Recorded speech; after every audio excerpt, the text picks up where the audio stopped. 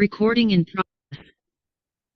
Good morning, everybody. I will let everybody start to filter in here. Welcome to today's presentation.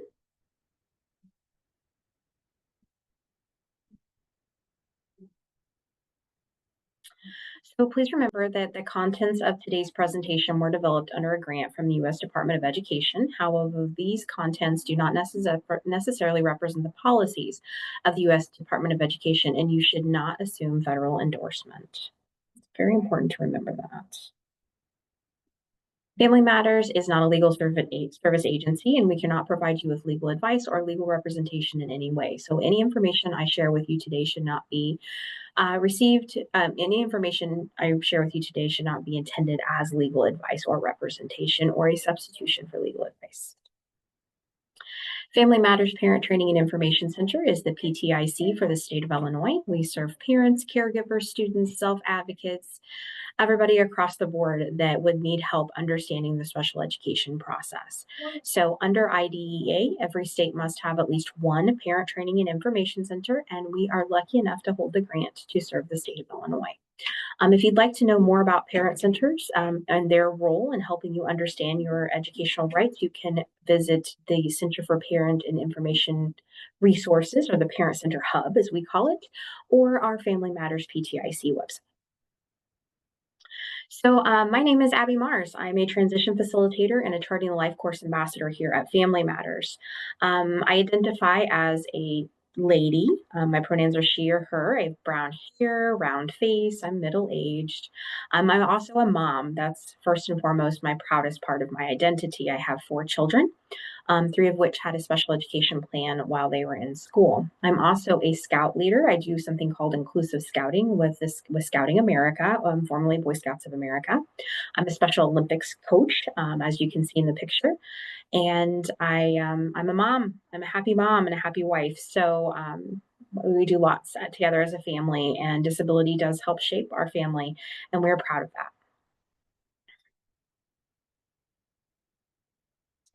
So at this time, if I could please ask you to, in the chat, list your name and how you represent yourself, how you identify as. Are you a parent, a teacher, a friend, a caregiver? What's your role in your student's life? While you guys are filling that in, I'm going to let you know I'm going to put the slides for today's presentation in the chat box. You will also be emailed these after today's presentation. And please remember that Family Matters PTIC does not offer CEUs or PD credit for any presentations that you watch with us. You could request a certificate of completion if you would like. You can do that by emailing your presenter after the presentation today. A copy of today's presentation, the recording, will be available on the Family Matters website, and you will also receive a follow-up email from us here at Family Matters with some more resources. All right, what are we here to talk about today? Communication strategies, okay?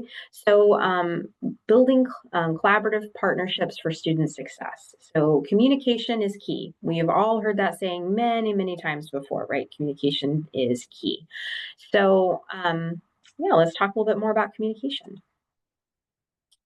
So our training objectives for today. So it's important that by the end of today's session, you gain practical tools and confidence to strengthen communication between home and school. These objectives align with the evidence-based practices of the Charting the LifeCourse framework, which we'll talk about in a minute, and emphasizes collaboration, shared goals, and person-centered planning.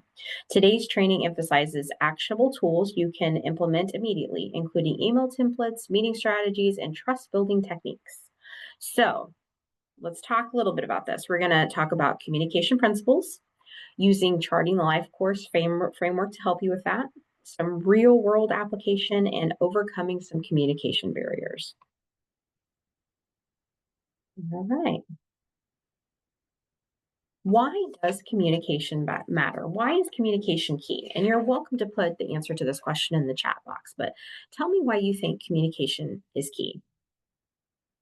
Well, effective communication is the foundation of a successful educational partnership between families, self-advocates, students, and the school.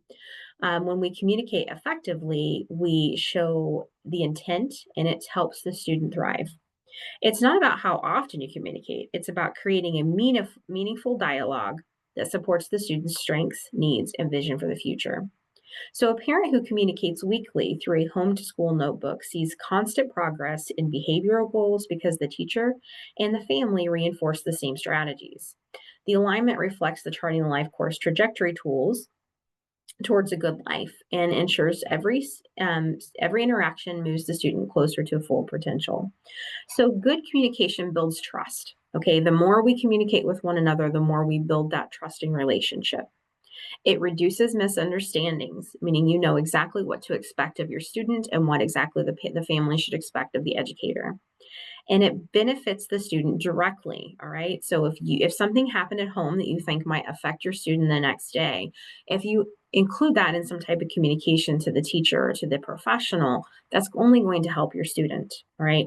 So sometimes as parents, we feel like we're over communicating or we're bothering an educator. And this is how we really look back and think of, if I don't share this, what will happen? If I do share this, what will happen? Okay. So every school has some type of communication platform that they prefer. Okay. And this is something that you can speak about with your teacher at a parent teacher conference. You can do this at the first day of school, but how do you prefer we communicate? Some students really like apps like Class Dojo. There's lots of different ones. You guys know where I'm going. Email, letters back and forth, a communication notebook. How should we communicate with one another? So establishing that communication preference type, the platform to use, is the first step. We also want to think about healthy boundaries. Okay, emailing your teacher at 2 o'clock in the morning to tell her that Mikey's sick and won't be at school the next day is not a good boundary to have. All right. But if you use a communication platform that you've both agreed upon, maybe then the teacher doesn't check that platform at 2 o'clock in the morning either. Okay. Instead, maybe messaging, in a more appropriate hour for sure.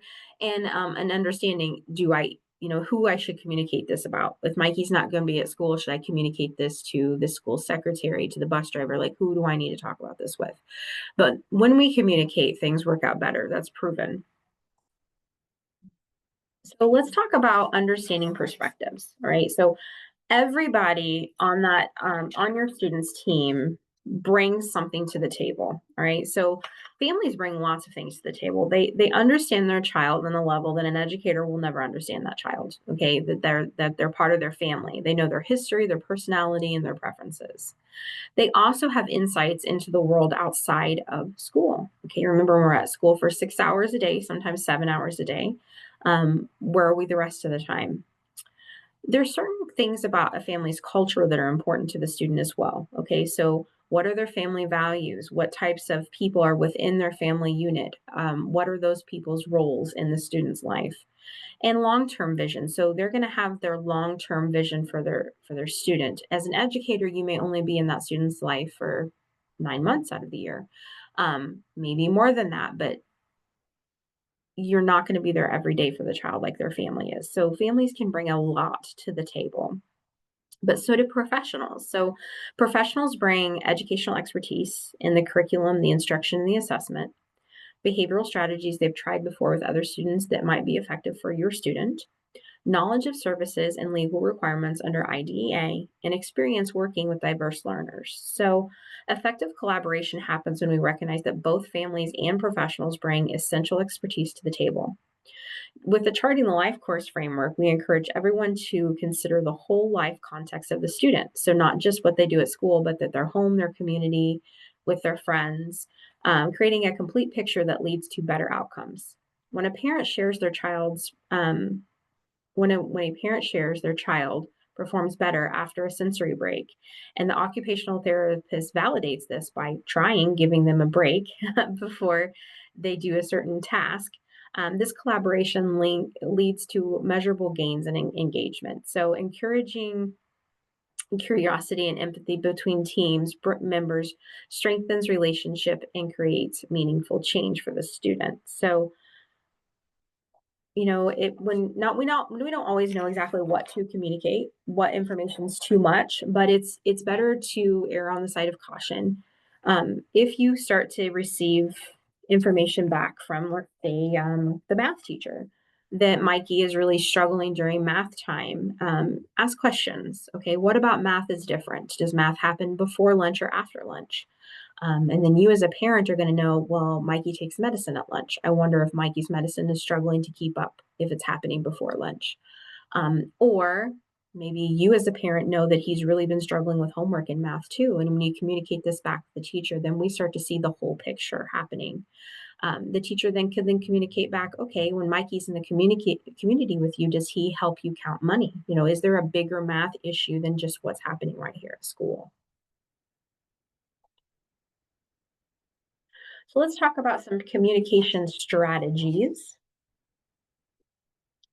All right, so effective communication starts with tone, empathy, and intention. Using the Charting the LifeCourse principles help the relationships.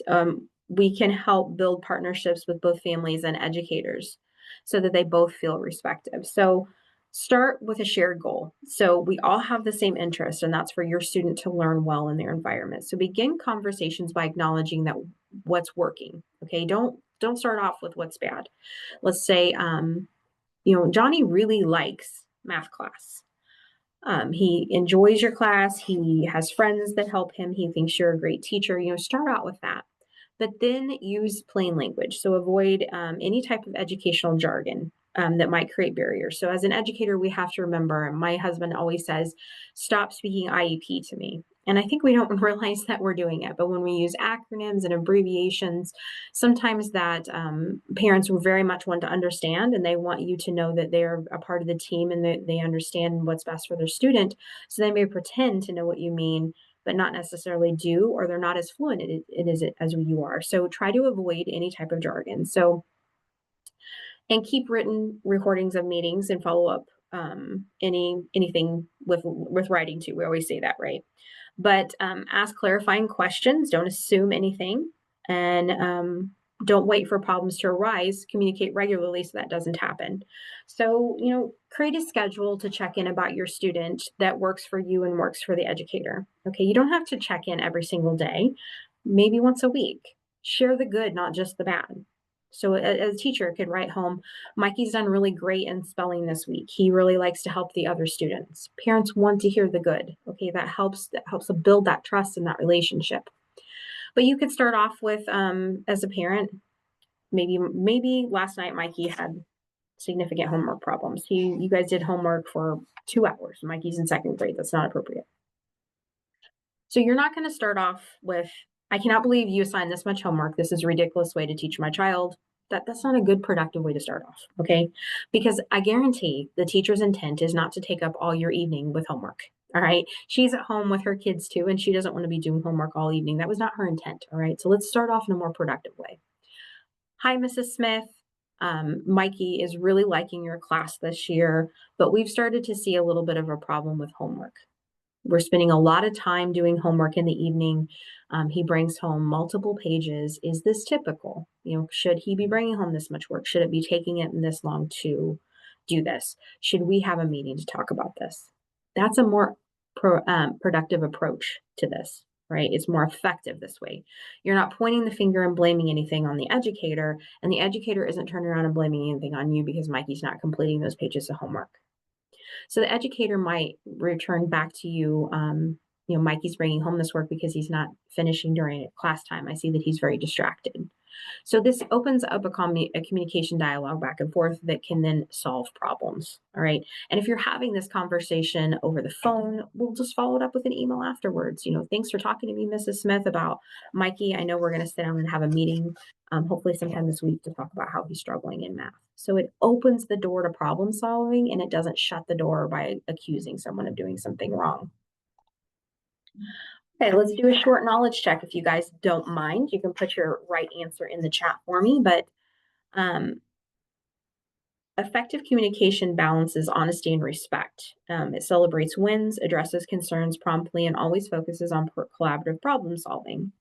Regular solution-oriented dialogue builds the trust and necessary for meaningful partnerships. So I want you to tell me, of these options, which one is the best option for communication. So option A, sending lengthy daily emails listing every problem and concern without suggesting solutions.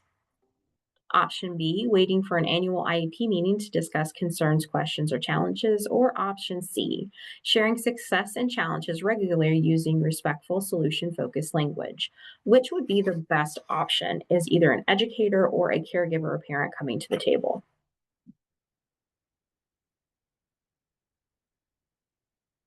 Thank you, Katie. Yes, C would be the best option here. So, sending a daily email that's super lengthy, that just points out all the problems is not helpful. Okay.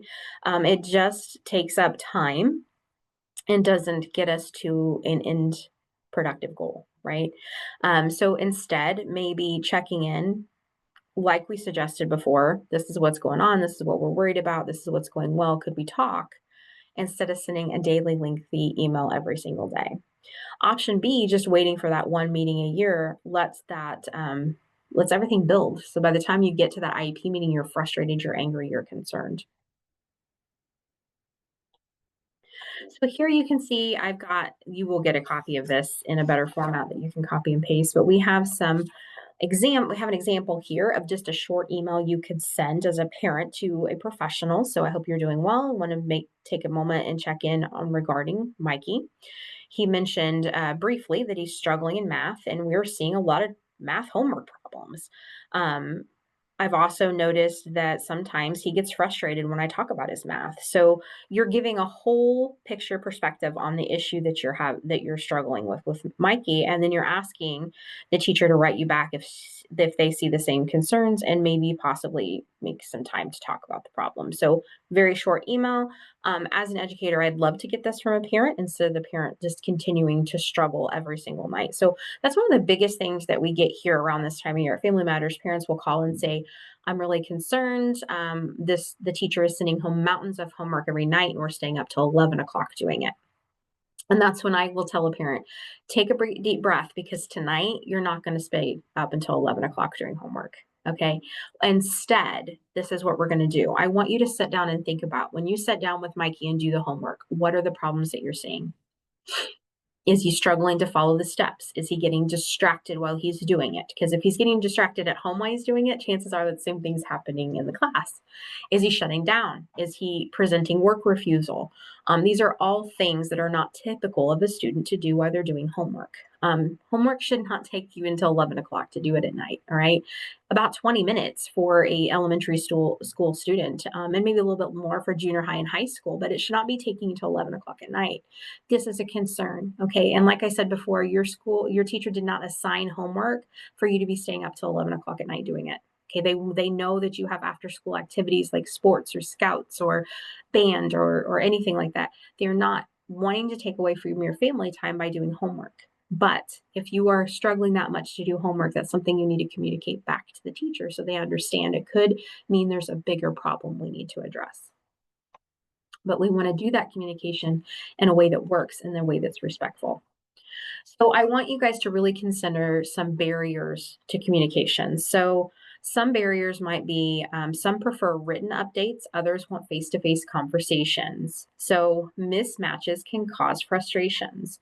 So if you are sending letters and those aren't being responded to, take a minute and think. Don't assume that the parent just doesn't care. Think, maybe there's an underlying issue with the written communication. Should I try another way? Power imbalances. I've been in this position for a long time. My youngest son I think he's a junior this year, and he has a condition called dysgraphia. So he really struggles with writing down things. So not just the physical aspect of writing, but putting his thoughts to paper. And I knew in eighth grade he was going to have the same eighth grade teacher that I had in school. All right. And that particular eighth grade teacher had a certain way of doing things, and she had done them that way forever. He had 3 other brothers and sisters that went through the program. I knew what to expect of this class, and I knew he was going to struggle. And I worried about this from 4th grade all the way to 8th grade. So, of course, he started to struggle in her class. And there was a power imbalance there. I still remembered being her student in her class, and it was a struggle for me to want to communicate, and it was a struggle for me to want to share my ideas. Not that she was doing anything wrong, but there can be a power imbalance there, especially in our small rural communities where this happens a lot. Maybe you know the teacher on the outside of school, or you had the teacher in school, but there's a power imbalance. So a parent is coming to the table knowing that they are an expert on their child, but they're not an expert on education. Okay, you have a degree for that and they don't. So sometimes there's a power imbalance there, and parents are hesitant to engage in the process. There also could be a cultural or language difference that you could be running into there. Maybe in their family, grandma is the person that heads up the educational issues at home, because she's the one that is at home after school doing homework with them. So some practical uses for this. So ensure all families can access information in their preferred language or style. Use Charting the Life Course one-pagers, which we have a whole presentation on understanding our one-pagers and how effective those can be. I can't talk about that enough, but that particular tool summarizes the student in a way that any staff can pick up this paper and get to know the student and understand what is great about that student, what he's working on, and what supports the student needs to be successful. So that's done in plain language that the parent understands and that any staff can understand at school. Invite families. So giving families input in the meetings and agendas shifts the power and dynamics. It builds more towards a collaborative team relationship instead of just telling a family this is what's going to happen. I love that 3-day draft that we now require in the state of Illinois. So 3 days before an IEP meeting, you should receive a draft copy of the IEP. I love that as a transition facilitator when I'm helping a family prepare for a meeting, that we have that. But someone pointed out to me the other day that sometimes that draft can look like an imbalanced power. That when a family receives that draft, they think they weren't part of the process. Okay, they don't realize it's a draft copy and it's just for them to come to the meeting and share their ideas. So that's one thing I never thought about before, and I thought I'd share that today. So, and make sure that your local education agency or your LEA representative, make sure that people know who they are when you're at an IEP meeting or a meeting of any kind. Sometimes when the principal's there or the superintendent is there at the meeting, parents are going in there assuming that that means that they're in trouble or something's going to go south. Just make sure that the parents understand why that person's there and what their role in the meeting is. So Charting the Life Course is the framework that we base a lot of our services around here at Family Matters. So Charting the Life Course is a whole life perspective planning tool, or planning framework that was created by families for families.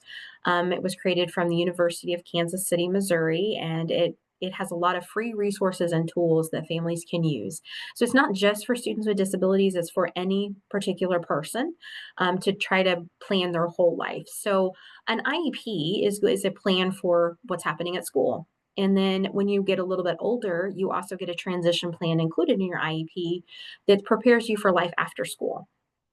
A Charting the Life Course framework approach is a whole life approach. So we're not just focusing on school, we're focusing on what we're doing after school, before school, as a family, and we're implementing strategies across all boards. So the Charting the Life Course framework can be very helpful for students. Like I mentioned before, the one-pager summarizes what's important to or for the student in a clear, accessible language that everybody understands. So that's a great tool to help the student be successful. So for example, if your family is going on a very big vacation this year, you're going to miss school for 3 weeks in December. It's very important to your family. Maybe you're meeting up with grandma that you haven't seen for 5 years. Communicating that importance to your whole team is vital so that everybody's prepared for that to happen. Okay, you don't have to be defensive about it. You don't have to explain why it's happening, but explaining all of that. So maybe the student's one-pager is going to say that Mikey's grandma is very important to him, but he's not seen his grandma for many years.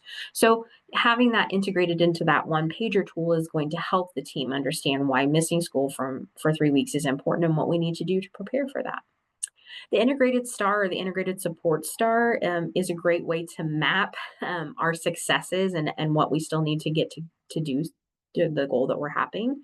And then our life trajectory tool is just that. Envision an arrow that points up. This is where we are. This is where we need to be. What supports do we need to climb that ladder? So there's more information about the Charting the Life Course framework and tools available on the Family Matters website under the Charting the Life Course heading, or you can research more on the Nexus website, the Charting the Life Course Nexus website. Again, there's a lot of great videos integrated with that. There's free tools that you can use. You can download a one-pager, you can download a support star, or you can contact our office and we can help walk you through these as well.